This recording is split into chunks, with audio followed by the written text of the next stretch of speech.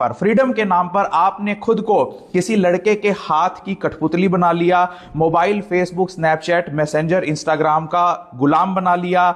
जिस बाप ने पाल पोस कर बड़ा किया उसी के खिलाफ आप थाने में पहुंचकर उनकी शिकायत करती हैं। इसके लिए सिर्फ एक 2 दिन पहले मिले हुए उस लड़के के लिए एक बात याद रखना, तुम्हारे मजे लेना सब चाहते हैं लेकिन तुम्हारी जिम्मेदारी उठाना कोई नहीं चाहता। जब तुम चाहती हो कि मैं शादी करना चाहती हूं रिलेशनशिप में रहने के बाद, तो वही लड़का बहाने बनाने लगता है कि अभी मेरी बहन की शादी होगी, अभी मैं तुम्हारा खर्चा नहीं उठा सकता, अभी मुझे और टाइम चाहिए। जब वो कहां था? जब वो तुम्हारे साथ रिलेशन बना रहा था। जब तुम सोचती हो कि मैं तो टाइम पास के लिए रिलेशन बना रही हूं कि चलिए कोई बात नहीं, रिलेशन बना लिए तो शादी नहीं भी करूं, तो आज खबरें आ रही हैं कि कोई सरफिरा तुम जैसे ही शादी से इनकार करती हो तो तुम्हें गोली मार देता है या तुम्हें ठिकाने लगाने की कोशिश करने लगता है। और अगर कोई कहता है कि हम तो शादी कर भी लेंगे, जी मैं रिलेशनशिप में हूं, मैंने लव मैरिज कर ली। आज आपको यह जानना जरूरी है कि डिवोर्स रेट सबसे ज्यादा लव मैरिज का है। जहां अरेंज मैरिज का डिवोर्स रेट 1 से 2% का है, तो लव मैरिज का डिवोर्स रेट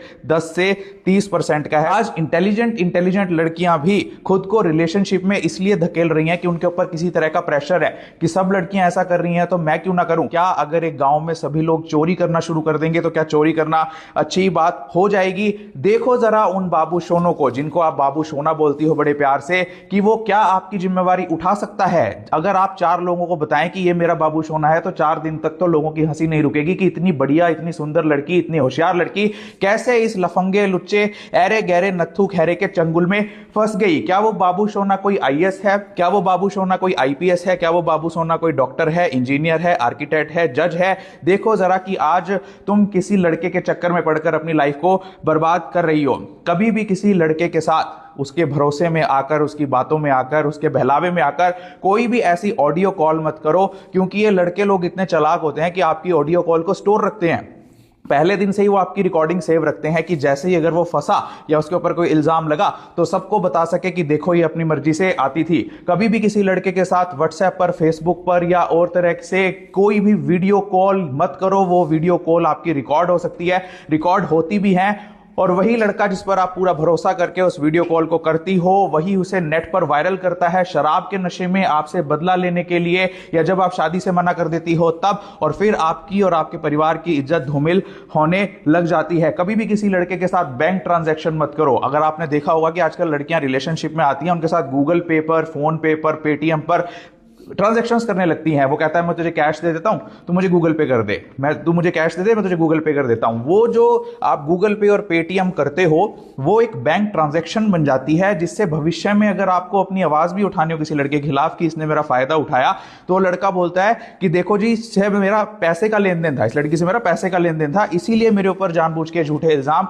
लगा रही है। कभी भी किसी होटल या कैफे में अंधाधुंध घुसने मत चली जाओ। वहां पर कैमरे हो सकते हैं, इतना ही नहीं, या तो होटल या कैफे मालिक उस कैमरे को लगा सकता है ताकि आपकी वो वीडियो रिकॉर्ड करके विदेशों में बेच सके। आज इंटरनेट भरा हुआ है अश्लील वीडियो से, जिसमें होटल की और कैफे की वीडियो आती है। वो कौन रिकॉर्ड कर रहा होता है? होटल कैफे वाले, ताकि वो कुछ हजार रुपए के चक्कर में वो वीडियो बेच दें। लेकिन आप कुछ नहीं कर सकती, आपको तो पता ही नहीं होता। जब तक वो वीडियो को आप रोकने की कोशिश करती हैं, तब तक हर जने खने के मोबाइल में, व्हाट्सएप में, लैपटॉप्स में, कंप्यूटर्स में वीडियो पहुंच चुकी होती है। इवन आपने गर्ल्स हॉस्टल में और टॉयलेट्स में भी, चेंजिंग रूम्स में भी इस बात का ध्यान रखना है कि वहां पर कोई कैमरा नहीं लगा हुआ है। आपके लिए यह जानना जरूरी नहीं है कि कितने कम कपड़े आप पहन सकती हैं। आपके लिए यह जानना जरूरी है कि कोई ऐरा गहरा, नत्थू खैरा, 2 कौड़ी का लड़का जब आपको गर्भ निरोधक गोलियां खिला रहा है तो उसका आपके शरीर पर क्या इफेक्ट होगा। आपके लिए यह जानना जरूरी है कि आपके लिए क्या करियर ऑप्शंस हैं। स्कूल के बाद, कॉलेज के बाद, कोचिंग के बाद आप कैसे हाईएस्ट पोटेंशियल को अपनी लाइफ में रीच कर सकती हैं। आपके लिए यह जानना जरूरी है कि हर जिले में महिलाओं की सुरक्षा के लिए महिला थाना है। आपके लिए यह जानना जरूरी है कि अगर आप किसी अनजान शहर में फंस गई हैं तो वहां पर वन स्टॉप सेंटर बनाया गया है, जिसमें आपको रात में ठहरने की व्यवस्था फ्री में दी जाती है। वहां पर पुलिस कांस्टेबल्स भी होते हैं, वहां पर पूरा सिक्योरिटी स्टाफ आपके साथ होता है। आपको यह जानना जरूरी है कि आपके पेरेंट्स की प्रॉपर्टी में आपका राइट है। आपको यह जानना जरूरी है कि पुलिस स्टेशन में आपके क्या राइट्स हैं, कैसे आपको ट्रीट किया जाना चाहिए पुलिस थानों में। आपको यह जानना जरूरी है कि कोर्ट्स में आपके क्या राइट हैं। आपको यह जानना जरूरी है कि अगर आपके पास कोई फ्री वकील नहीं है, आपके कोई वकील है, पैसे मांग रहा है प्राइवेट वकील, तो डिस्ट्रिक्ट लीगल सर्विस अथॉरिटी आपको फ्री में कानूनी सहायता वकील प्रोवाइड करता है। आपके लिए ये जानना जरूरी है कि ससुराल में अगर आपको कोई तंग करे तो आपके क्या राइट्स हैं। आपके लिए ये जानना जरूरी है कि इंडियन पीनल कोड में बदलाव करके जो भारतीय न्याय संहिता बनाई गई है उसमें कैसे कानूनों को इतना सख्त किया गया है कि यदि आपको यह जानना जरूरी है कि कोई महिला भी आपका यौन शोषण कर रही है, अगर कोई महिला भी आपकी वीडियो रिकॉर्ड कर रही है कपड़े उतारते हुए, अगर कोई महिला भी आपके साथ सेक्सुअल हैरासमेंट कर रही है, उसके लिए भी सजा का प्रावधान है। आपके लिए यह जानना जरूरी है कि स्कूल्स में, कॉलेजेस में, ऑफिसेज में एंटी सेक्सुअल हैरासमेंट कमेटीज बनाई गई हैं। अगर आपको कोई तंग कर रहा है प्रमोशन के नाम पर, अच्छे नंबर दिलाने के नाम पर या फिल्मों में कास्टिंग करने के नाम पर, तो आप उन कमेटीज में कंप्लेंट कर सकती हैं। आपके लिए यह जानना जरूरी है कि फिर भी कोई ना सुने, पुलिस ना सुने, कोर्ट ना सुने, कोई डीएलएस से ना सुने, तो आपके लिए हरियाणा स्टेट में कमीशन फॉर विमेन है, Haryana state commission for women. अगर वो भी ना सुने तो आपके लिए नेशनल कमीशन फॉर वुमेन नई दिल्ली में है, जिसकी वेबसाइट पर जाकर आपको पूरी सहायता वो कमीशन करेगा।